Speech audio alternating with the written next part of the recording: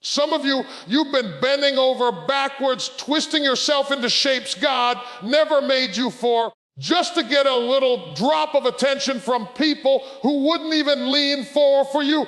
You've been running laps in someone else's life, but they haven't even gotten off the couch to meet you halfway. You've been pouring out and pouring out, but the cup you're pouring into has a hole in it. You've been trying to earn a place in hearts that were never open to you in the first place. That's why you keep coming up empty.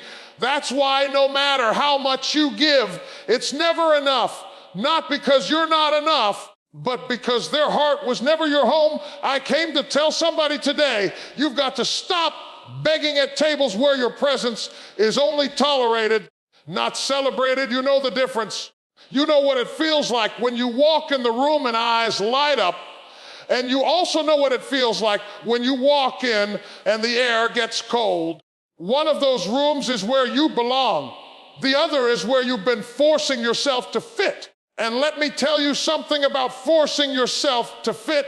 It will cost you pieces of yourself. Every time you try to shrink who you are so they won't feel threatened, you lose a piece. Every time you downplay your joy because they don't want to see you happy, you lose a piece. Every time you make yourself smaller so they can feel big, you lose a piece. And before long, you look in the mirror and you don't even recognize yourself anymore. Because when people really care, you don't have to audition for their affection. You don't have to perform. You don't have to prove yourself over and over again just to keep your spot. Love, real love, is not a performance. It's not a transaction. It's a gift. It's freely given.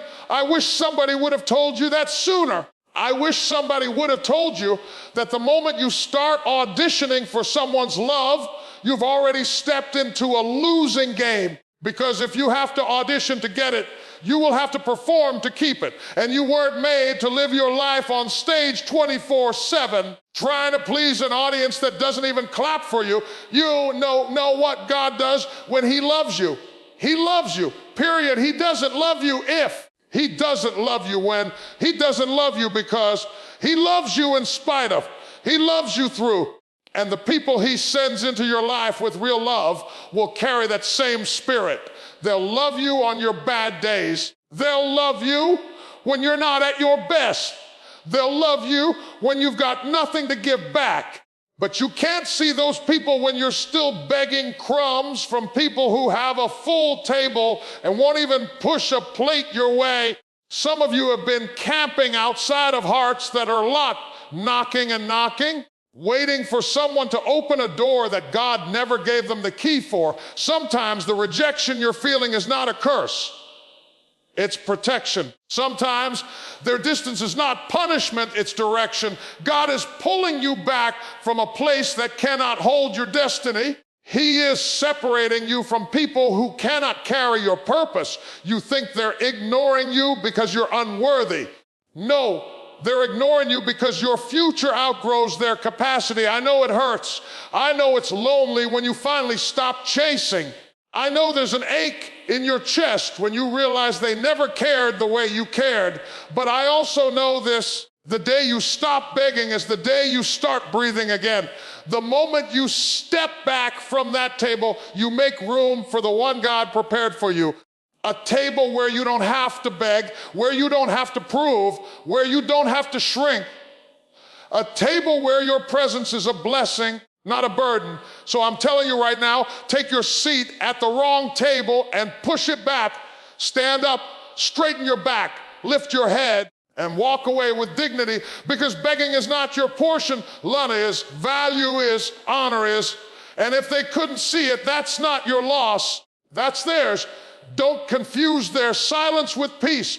Just because it's quiet doesn't mean it's healthy. Sometimes silence is not the absence of conflict, it's the absence of care. It's not that they're giving you space to breathe, it's that they've stopped showing up altogether. And silence, silence can be the loudest. I don't care. You will ever hear.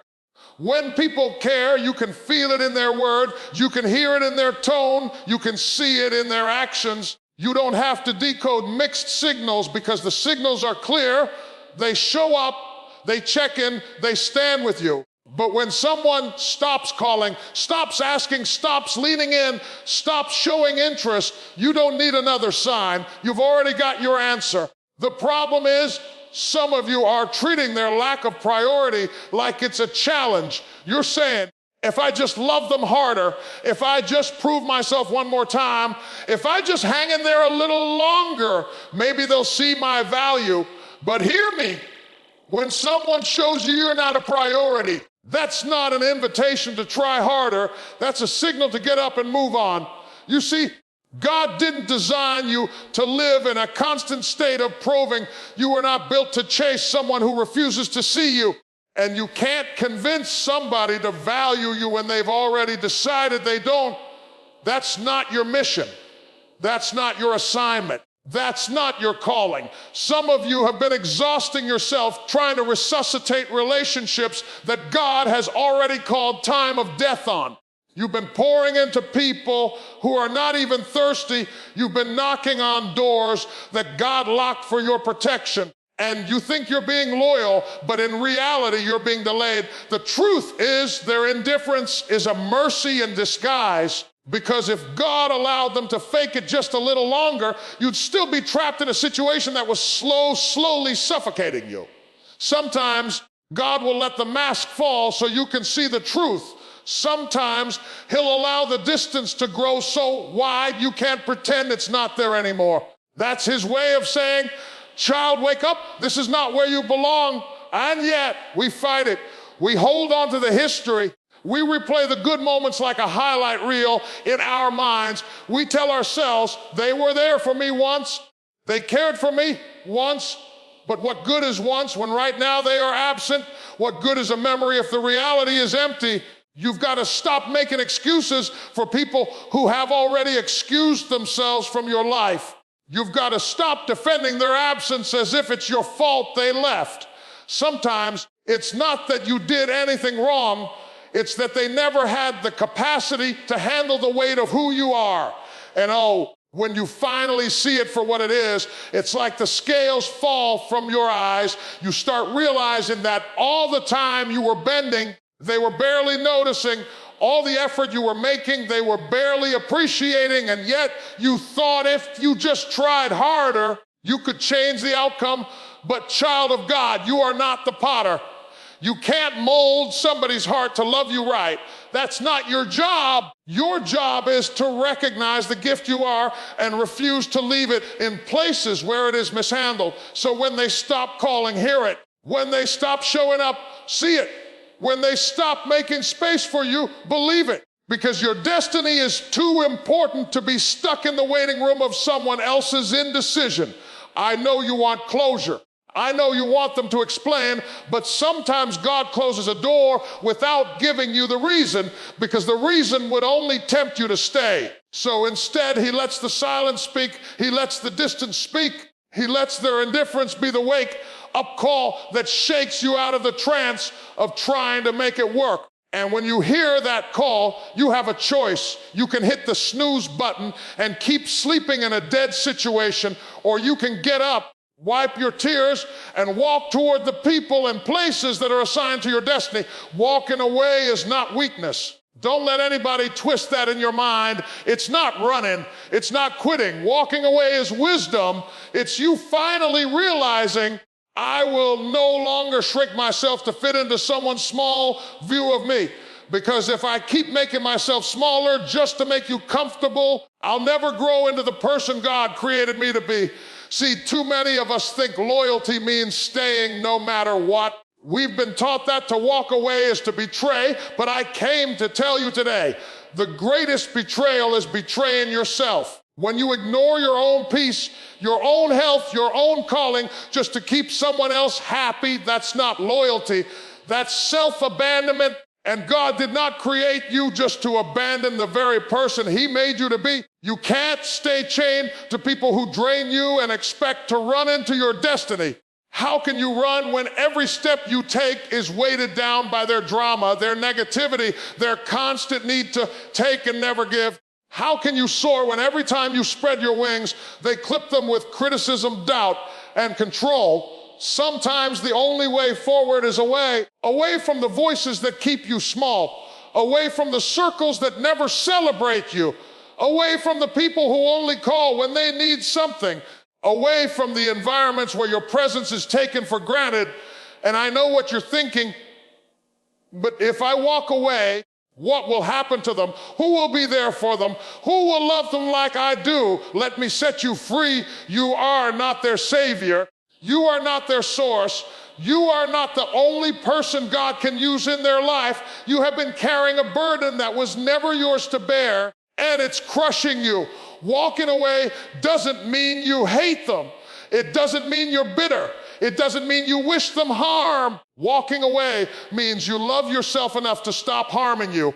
It means you finally understand that the same God who takes care of you can take care of them without you breaking yourself to pieces. We think strength is holding on, but sometimes the greatest strength you'll ever show is letting go. Letting go of the constant phone calls that drain you, letting go of the arguments that go in circles, letting go of trying to prove your worth to people who have already decided not to see it. Because here's the truth. If they were going to value you, they would have done it by now. If they were going to change, they would have started by now. If they were going to treat you differently, they would have shown it by now. You've been living on potential for too long. Potential doesn't pay the bills. Potential doesn't heal the hurt. Potential doesn't fill the emptiness of being unappreciated. Sometimes God will allow discomfort to rise so high in your spirit that you have no choice but to move. Sometimes He'll make the situation so tight that the only door you see is the one that leads out. That's not punishment, that's deliverance. That's God saying, I've got something better for you, but you can't get there if you stay here. And yes, it will hurt. Yes, there will be lonely nights. Yes, you will miss the familiar, even when the familiar was breaking you. But in the space that walking away creates, God will pour in new joy, new strength, new relationships, and new opportunities. If you keep holding on to the wrong hands, you can't reach for the right ones. If you keep sitting in the wrong room, you can't enter the one where your name is on the seat. If you keep saying yes to people who drain you, you'll have nothing left to give to those who truly value you. So love yourself enough to walk away. Love yourself enough to choose peace over chaos, freedom over bondage, growth over stagnation. Love yourself enough to believe that God didn't bring you this far just for you to stay stuck. Love yourself enough to trust that leaving what's wrong will lead you to what's right. Some of you are trying to run a race carrying dead relationships on your back. You've been wondering why you're so tired, why your energy feels drained before you even take the first step in the morning. It's not because you're weak. It's because you're overloaded. You're running with baggage that was never meant to be part of your journey. You've been dragging along people habits and mindsets that expired seasons ago, and you're wondering why you can't move forward. No wonder you're tired. No wonder you can't breathe. Every step you take is slowed down by the weight of what's no longer alive. You keep speaking life into situations that God has already called finished. You keep watering ground that hasn't produced fruit in years. You keep trying to breathe air into relationships that are spiritually suffocating you. And here's the truth. It's not that you don't love them. It's that you love them too much to admit they're no longer supposed to be where you are going. But love alone cannot carry dead weight into a living destiny. Love can't resurrect what God has chosen to remove. Sometimes the most loving thing you can do for yourself and for them is to release them and let them go.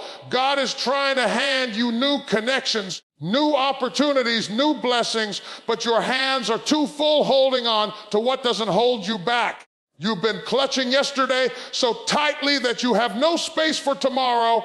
Imagine standing there with your fists closed, full of old memories, old pain, old loyalty, and God is saying, I have something better, but you can't take it because you won't open your hands. It's like trying to run a marathon with a backpack packed full of bricks. The race is already long.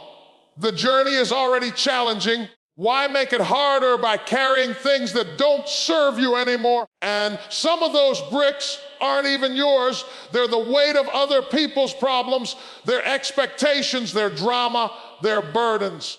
You've been carrying what they should have carried for themselves. And let's be real, some of you carry it because you've built your identity around it. You've been the one who fixes, the one who saves, the one who holds everyone together, but who's holding you together while you're breaking yourself for everybody else? At some point, you have to stop wearing the hero cape and realize that even heroes need rest.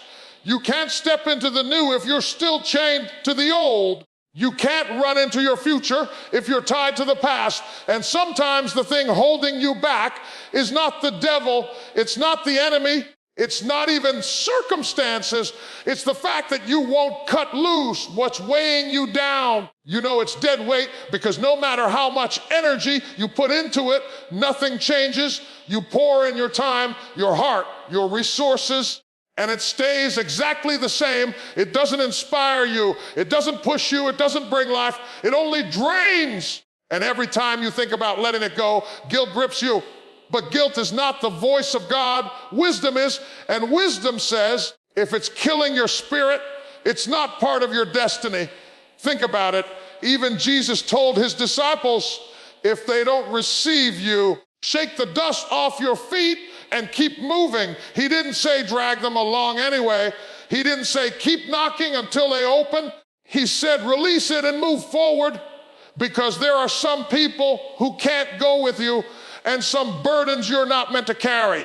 I know you want to be strong. I know you want to prove you can handle it. But sometimes strength is not in holding on, it's in letting go. Strength is saying, this weight is too heavy and I don't need it for where I'm going. Strength is trusting that God can do more with open hands than you can with clenched fists.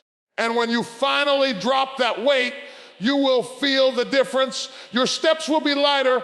Your mind will be clearer. Your spirit will breathe again. You'll start running faster, not because the race got easier, but because you got freer.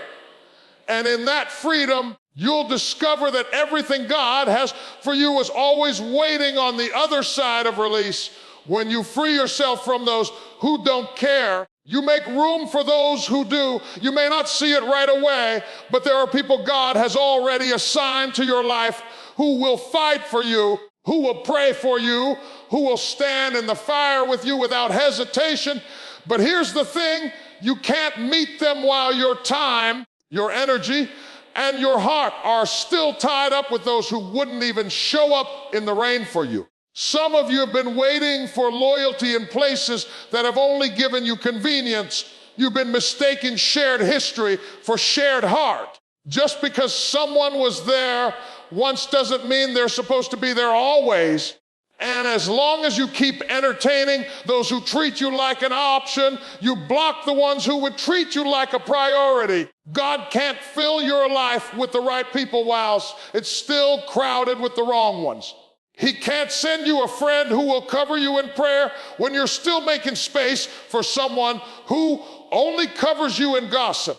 He can't place you in a community that celebrates you when you're still clinging to a crowd that resents you. Some blessings require vacancy before they can arrive. It's like trying to move new furniture into a house that's already full of broken old pieces you're too sentimental to let go of. You keep saying you want something better, but you refuse to clear out the space.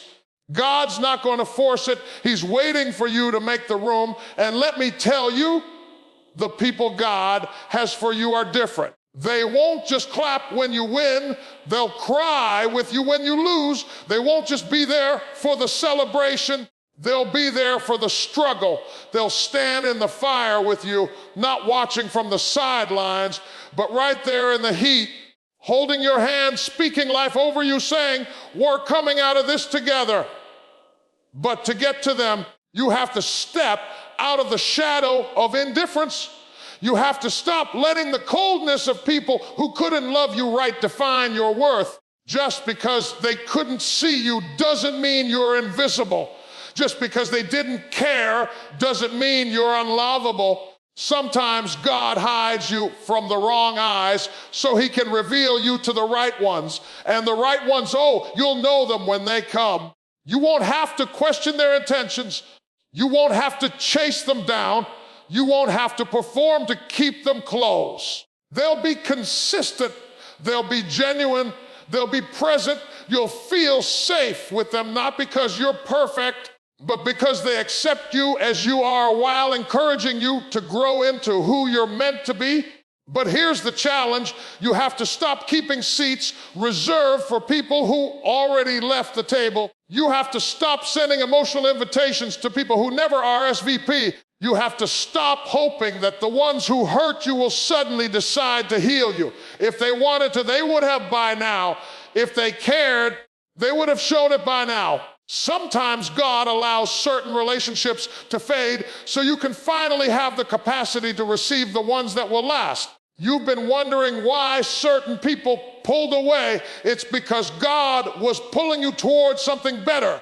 You've been trying to figure out why they changed. Maybe they didn't change. Maybe you grew and they refused to grow with you. When you finally step into the light of real love, you realize it's not loud, it's not forced, it's not manipulative. Real love doesn't compete with your purpose, it supports it. It doesn't drain your strength, it restores it. It doesn't make you question if you matter. It reminds you every day that you do. So stop making excuses for those who left. Stop trying to drag them into a season they were never built for.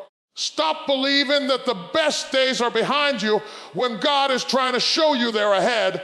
If you'll make the space, God will fill it, not with placeholders, not with pretenders, but with people who truly care, people who will see you, honor you, and walk with you through whatever comes. When you free yourself from those who don't care, you open the door for those who truly will. God has people prepared to fight for you, pray for you, and stand in the fire with you, but they can't step in while your heart is still tied to people who wouldn't even walk through the rain for you.